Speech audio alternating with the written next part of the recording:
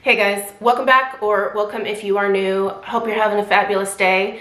In today's video, I want to share another in-depth perfume review, and we're going to be discussing another scent from the Clone.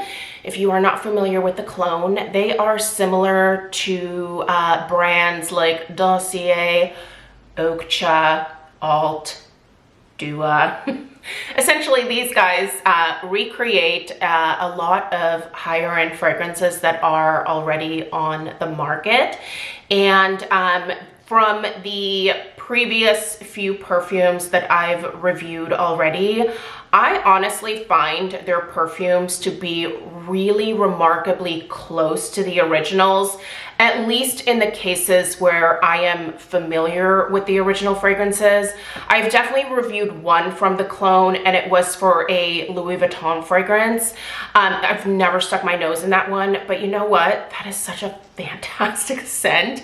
I'll try to remember to link that video in the description box below this one, but yeah, I've really enjoyed the Clone fragrances that I have tried so far.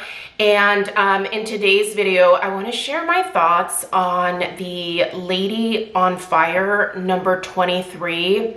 This is a dupe for YSL Black Opium, and I've really enjoyed this one. In fact, I've already actually put, it's hard to tell because the glass, yeah, you can see it there. I've already put quite a dent in this one.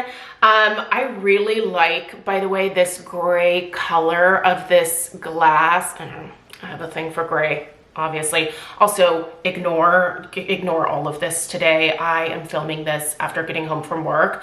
But this is actually a really good time for me to be filming this because I applied this before leaving for work pretty early this morning, and it is now just about, it's almost 3 o'clock. So it is now time for me to reapply this. So excellent timing. Anyway, if you are looking for a dupe for YSL's Black Opium, stay tuned for this review. Maybe this one is a good option for you. So let's go ahead and dig in. I'll go ahead and link where you can purchase the Clone in the description box below this video. I'll also pop a discount code down there. Feel free to use that if you are interested. The price point is really good to begin with when it comes to the Clone, but the discount code will save you a little bit of extra money. So anyway, let's go ahead and dig into this inspired version of YSL's Black Opium. Also, really quickly, sorry about the probably funky lighting in this video. The sun is in the exact wrong spot in the sky for me to be filming right now, but I've been wanting to get this video out, so we're gonna deal with it. If you are newer to my fragrance reviews, I do like to read through the fragrance stories. I feel like sometimes that helps me understand the fragrance a little bit better. So first we'll read through their little fragrance story, then we'll go through the top, middle, and base notes. I'll tell you what my nose smells in this fragrance. There are some notes in this fragrance that I don't really pick up personally. So that's probably going to vary from person to person because obviously everyone's nose is a little bit different. Then we will, of course, compare it to the original. I'll try to compare it as much as possible. It has been a little while since I've smelled the original. We'll talk about the overall projection and the lasting power, and then we'll wrap it up. So also, if you are not familiar with the Clone, their fragrances are made in the US and they are completely cruelty-free. So if that is something that's important to you, check out the Clone. They've got a lot of other great fragrances as well, if this one doesn't really float your boat. Okay, Lady on Fire. Crafted for the woman who desires to stand out, this Oriental vanilla fragrance is a declaration of allure and sophistication, radiating with vibrant layers. The Clone number 23 opens with the lively zest of pear, the spicy tickle of pink pepper, and the delicate floral touch of orange blossom. As the journey into the heart begins, the fragrance reveals a bold blend of black coffee, a rare note that commands attention, softened by romantic subtleties of jasmine, and the intriguing depth of bitter almond. I do love me a bitter almond note. This exquisite heart sets the stage for a truly memorable fragrance experience. The story culminates in a base where warm vanilla meets the earthy richness of patchouli, complemented by the luxurious texture of cashmere wood and cedar. This foundation not only grounds the vibrant top and heart notes, but also wraps you in a cozy embrace, perfect for winter wear. And that is always what I have kind of imagined the best time of year is for this type of fragrance. The fall and the winter, the cold weather months. This particular fragrance is very warm. It's very cozy. Listen, it's a little heavier. This is not one of those subtle fragrances. So if you are into very subtle fragrances, I think you're probably going to want to skip this one. Subtlety is not a word that I would use to describe this at all. Okay, let's run through these notes again, and then I'll tell you what my nose detects. So at the top again, we have pear, pink pepper, and orange blossom. The mid notes are the black coffee, the jasmine, and the bitter almond. And then at the base, we have vanilla, patchouli, cashmere wood, and that beautiful cedar note. So at the top, the pear. Very thankful to not smell any pear in this. Listen, I'm one of those people where for my nose, pear oftentimes goes a little stinky. It smells like stinky feet to my nose. I don't know why that is. It's not always, but a lot of times pear in personal fragrance just does not smell right on my skin. I don't like it. I do not smell pear in the bottle or on my skin. We're gonna reapply this here in a second. This is pretty worn off by this point in the day. No pear.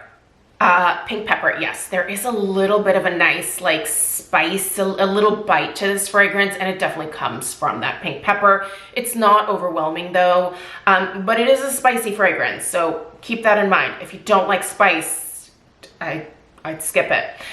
Orange blossom, yes, that is the first kind of like floral note that really hits me in this one for sure. It makes sense as it is at the top. Now, when it comes to the mid notes, I smell all of these. Actually, I feel like the black coffee is one of the things that I smell first in this particular scent. And it really does smell like black coffee. It's not creamy at all. It's a very straightforward, kind of like you're sticking your nose into like, not even freshly ground, like coffee beans, right? Like the really oily, like coffee beans, freshly roasted coffee beans.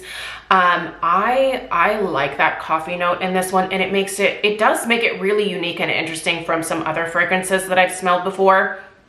Jasmine. I love this jasmine. It actually ends up smelling really pretty and I would almost say a little bit clean in this particular scent. I am a huge fan of just straight up jasmine. Like I would just wear jasmine on its own. So I'm really glad that I can smell it in here, and it's a really beautiful, clean, like white jasmine note. The bitter almond, yes. This really does add quite a bit of depth to this fragrance. I don't think that it smells funky or off at all, but I tend to like that bitter almond note. If you have smelled that in perfumes in the past and it has turned you off, I would say maybe find a different scent from the clone, because it is quite prominent in here, at least to my nose. The base, this is, I think, where this one really shines. Once this one settles in, it's so good. Listen, I love patchouli. This is not an earthy patchouli to my nose. This is a very beautiful perfumey patchouli. I would not consider it earthy at all. Yeah, it's perfumey to my nose, and it's really pretty. And again, it adds a lot of depth to this fragrance, and it does make it smell quite heavy. Listen, the patchouli is fairly prominent in here, and if you just don't like patchouli at all, think this is one you're gonna wanna move past. Again, love the vanilla. It's not a creamy vanilla. It's actually more of like a floral vanilla note to me. Cashmere wood, there's definitely some woodiness at the base of this one. It still ends up smelling really feminine to my nose, but I do think that this is one of those fragrances that could probably be more of like a unisex as well. I think it's probably right in the middle. You know, it's not overly masculine, it's not overly feminine. I think it's just a really beautiful fragrance for the cooler weather months because it really does give you a feeling of just like warmth and coziness, and those woody notes, the cedar, especially at the base, that's perfect for around this time of year. I don't think it's one of those fragrances that is, like I said, too masculine at all. But if you typically smell patchouli in perfumes and you, like I said, that part of the fragrance I think is what makes it maybe lean just a little tiny bit more masculine, but I don't know, I love it, so I'm a big fan. Let's go ahead and reapply because I've been waiting to do this since coming home today. So I want you guys to see this atomizer. It's really, really beautiful. Do you see that little mist just pop out of there? Immediately, I feel like that pepper and that black coffee and that orange blossom hits me right away. I love that coffee note. I can smell that patchouli right away too. The patchouli definitely is something that comes into play pretty quickly with this one. Oh, heavenly. Listen, this is a really beautiful scent, and what I remember of the original, I do think this is probably a pretty close recreation of it. You know, I can't recall if I smell the pear in the original. I don't know that I did in the original either because I've always liked this fragrance. I've never purchased it because it's YSL. Unfortunately, it's not cruelty free, but I do love a dupe of this particular scent, and I think this one is really, really nice. Yeah, listen, I think it's a beautiful fragrance just in its own right. I think it's a beautiful fragrance, but I do think it's pretty close to the original. I wouldn't say 100%. I would say probably around 90%. For me, I think maybe some of the concentrations of the different aspects are maybe a little different from the original, but I do smell a lot of those same elements in this recreation. The overall projection of this one, yeah, listen, you're gonna be noticed. I wouldn't over apply this, and I wouldn't reapply it too often. So for example, I put this on, when did I leave the house? I think I left the house at like just before 7 this morning. So, you know, like this went on right before I got out to the car, and on the drive home from work today, I was kind of purposely like sniffing my arm while I was stuck in traffic. And I could still definitely smell this on my skin when I was driving home, but it had definitely faded a little bit. But easily for me, about like 5-6 hours, I easily get that out of this particular fragrance. So it's got good lasting power in my eyes. Anything over 4 or 5 hours to me that's a good wear time. I don't mind reapplying my perfume, but if I am working, I typically don't take it with me. So, you know, if it fades throughout my workday, then that's a bummer. But this one, I think this one is a good one for me because the lasting power is pretty decent. So it's a good workday fragrance. In terms of just anything else about this, listen, it's a powerhouse. I just really want to stress that maybe go and smell the original. This might sound really pretty for you, and you might be like, yes, that's exactly what I need.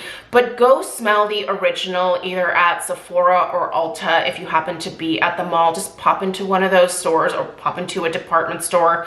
if there are any left at your mall, and stick your nose in the OG and see how you feel about it, because I do think this is quite close.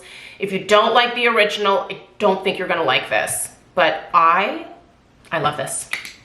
This would absolutely be a repurchase for me. So yeah, big fan of Lady on Fire number 23. I hope this review is helpful. Let me know if you have any questions. Give this video a big old thumbs up if you found it helpful. Subscribe if you're new. I do quite a bit of perfume related content here on my channel. So yeah, stick around if you're interested. Otherwise, thanks for tuning in for this video, and I'll see you guys in the next one. Take care. Toodaloo.